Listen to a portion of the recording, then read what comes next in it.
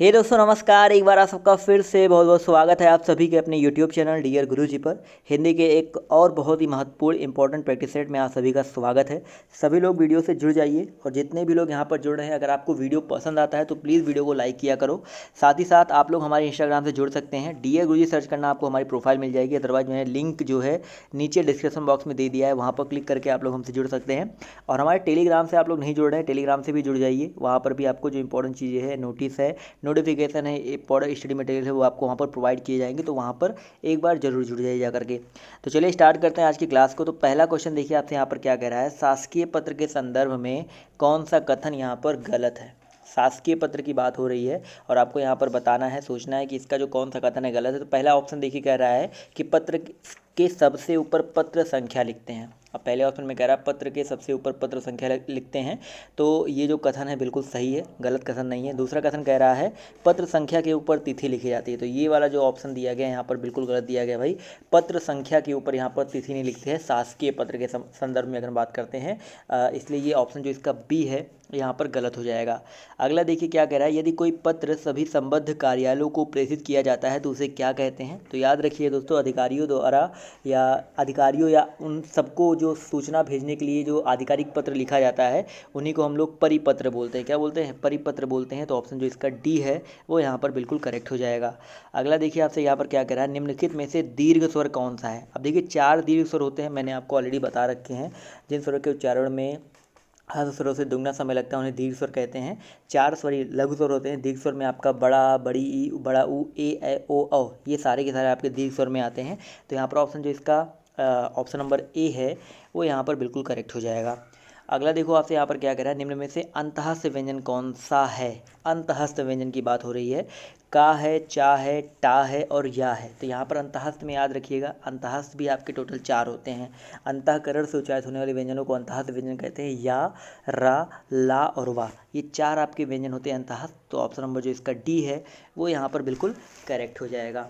इसी तरह दोस्तों क्वेश्चन नंबर 155 कह रहा है, निम्न में महाप्राण व्यंजन कौन सा है। अब देखिए महाप्राण की बात हो रही है, तो याद रखिए दोस्तों, यहाँ पर महाप्राण व्यंजन का मतलब होता है बेसिकली जिनको ज़्यादा सांस लेना पड़ता है या किसी भी वर्ग का दूसरा और चौथा, जैसे पा, फा, बा, भा। जैसे यहाँ पर देखिए ऑप्शन नंबर जो इसका सी है ये आपका चौथा व्यंजन है। तो ऑप्शन जो इसका सी है वो यहाँ पर क्या हो जाएगा, महाप्राण हो जाएगा। जबकि ता पहला है, ता, था, दा तीसरा है, पहला, तीसरा और पांचवा जो होता है वो आपका बेसिकली क्या होता है, महाप्राण नहीं अल्पप्राण होता है।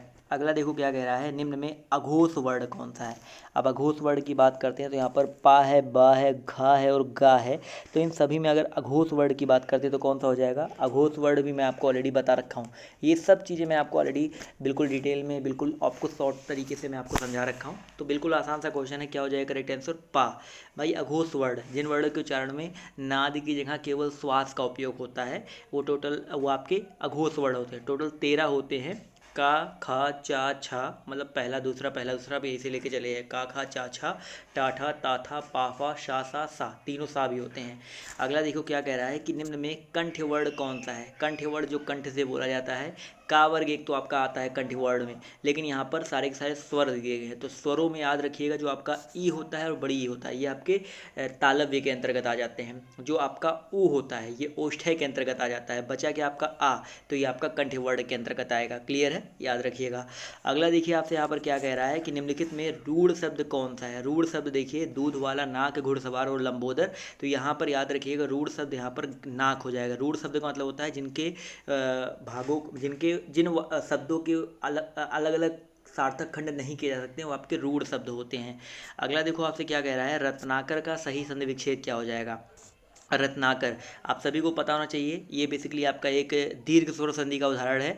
और आ प्लस बड़ा, याद रखिएगा, रत्न प्लस आकर, आ प्लस बड़ा आ मिलकर ये बनता है। तो ऑप्शन जो इसका ए है वो यहाँ पर बिल्कुल करेक्ट हो जाएगा। इसी तरह अगला क्वेश्चन देखो क्या कह रहा है, सर प्रतिमान में कौन सा समास है। प्रतिमान, प्रतिमान का मतलब क्या होता है सर, प्रतिदिन हो गया, प्रतिमान हो गया, आजन्म हो गया, प्रतिमान, इन सब में हमेशा याद रखिएगा आपका कौन सा समास होता है, अव्ययी भाव समास होता है। अव्ययी भाव समास में पूर्व पद प्रधान होता है और इनकी पहचान हम लोग ऐसे कर सकते हैं, जो उनका पहला पद होता है उसमें या तो आ देखने को मिल जाए, या तो अनु देखने को मिल जाए, या तो आपको प्रति देखने को मिल जाए, यथा देखने को मिल जाए, यावत देखने को मिल जाए, ये जो होते हैं ज़्यादातर जितने भी इस तरह के समास होते हैं वहाँ पर आपको देखने को मिल जाएगा। आगे अगला देखो क्या कह रहा है कि परिक्रमा में कौन सा उपसर्ग है। अब देखिए परिक्रमा की बात करते हैं दोस्तों, तो परिक्रमा में कौन सा उपसर्ग हो जाएगा, परिक्रमा में परि उपसर्ग हो जाएगा, यानी कि ऑप्शन जो इसका डी है वो यहाँ पर बिल्कुल करेक्ट हो जाएगा। क्लियर है दोस्तों, परिक्रमा में आपका परि उपसर्ग हो जाएगा, ये चीज़ याद रखिएगा। तो ऑप्शन डी पर हम लोग टिक कर देंगे।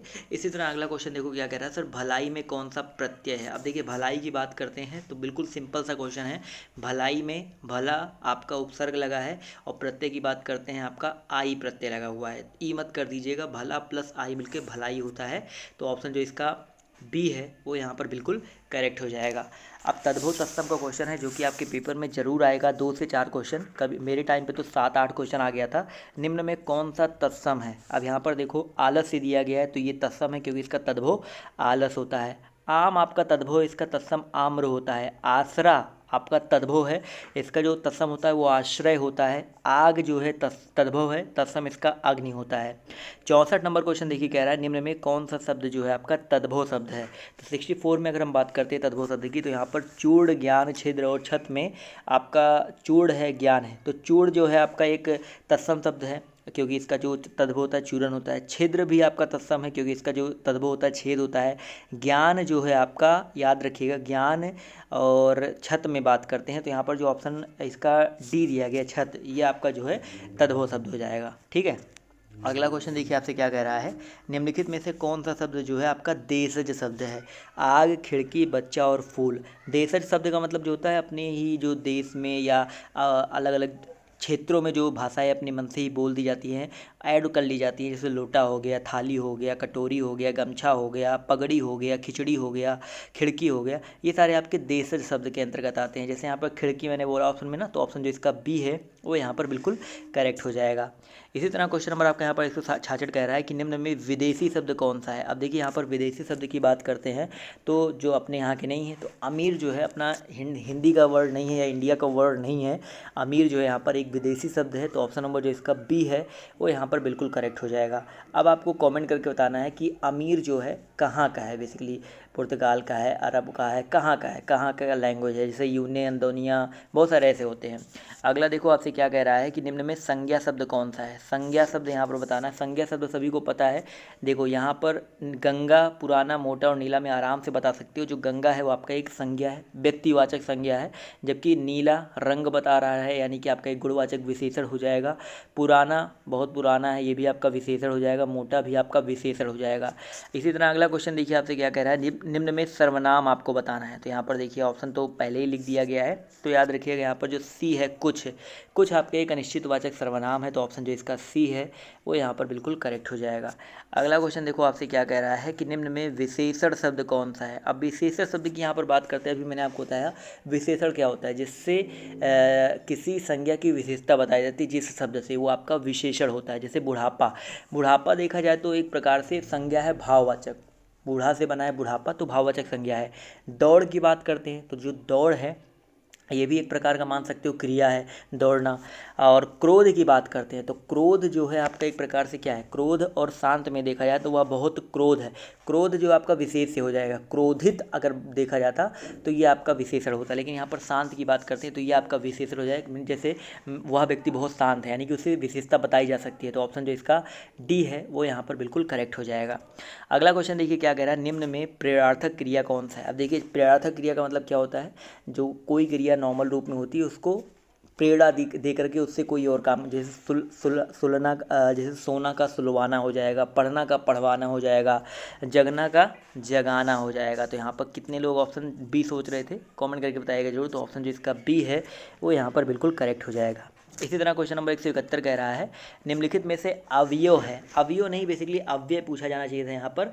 अव्यय बेसिकली क्या होता है कि जिनके रूप में लिंग, वचन या पुरुष कारक, इन सब में कोई भी विकार उत्पन्न नहीं होता है, वो आपके अव्यय कहलाते हैं। जैसे भारत यहाँ पर दिया गया है, तो भारत में देखा जाए तो हो सकता है कुछ लोग स्त्रीलिंग के रूप में ले सकते हैं इसको बोलने के लिए, कुछ लोग अलग अलग हो सकता है, नाम है क्योंकि ये श्याम भी आपका नाम है तो ये अव्यय नहीं होगा। जबकि यहाँ पर दक्षिण की बात करते हैं, ये आपका एक दिशा है, दिशावाचक अव्यय है, तो ऑप्शन जो इसका डी है वो यहाँ पर बिल्कुल करेक्ट हो जाएगा। ठीक है, अगला क्वेश्चन देखिए आपसे यहाँ पर क्या कह रहा है कि आँख का पर्यायवाची क्या हो जाएगा। अब देखो भाई, आँख के बहुत सारे पर्यायवाची होते हैं, जैसे आपका नयन, नेत्र, चक्षु, विलोचन और यहाँ पर लोचन भी दिया गया, तो ये सब जो है आपके आँख के पर्यायवाची होते हैं। वसन कपड़ा का होता है, पावक अग्नि का होता है। इसी तरह क्वेश्चन नंबर 173 देखिए क्या कह रहा है आपसे, भाई जड़ का विलोम क्या हो जाएगा। बहुत ही सिंपल सा क्वेश्चन है, जड़ का विलोम बताना है। जल, विद्वान, मूर्ख या चेतन। तो याद रखिएगा जड़ का विलोम आपका चेतन होता है दोस्तों, जड़ का विलोम चेतन होता है। जल का थल होता है, मूर्ख का ज्ञानी होता है या चतुर होता है या विद्वान होता है, और विद्वान मूर्ख मैंने आपको बता ही दिया। इसी तरह अगला क्वेश्चन देखिए क्या कह रहा है, ध्यान से देखिएगा। भविष्य में होने वाला, इसके लिए एक शब्द क्या हो जाएगा भाई, भविष्य में होने वाला। तो भाई जो भविष्य में होने वाला होता है उसको हम लोग क्या बोलते हैं, उसको बोलते हैं भावी, बोलते हैं ना भावी। ये हमारे होने वाले भावी सम्राट हैं, भावी राजकुमार है, तो भविष्य में होने वाला।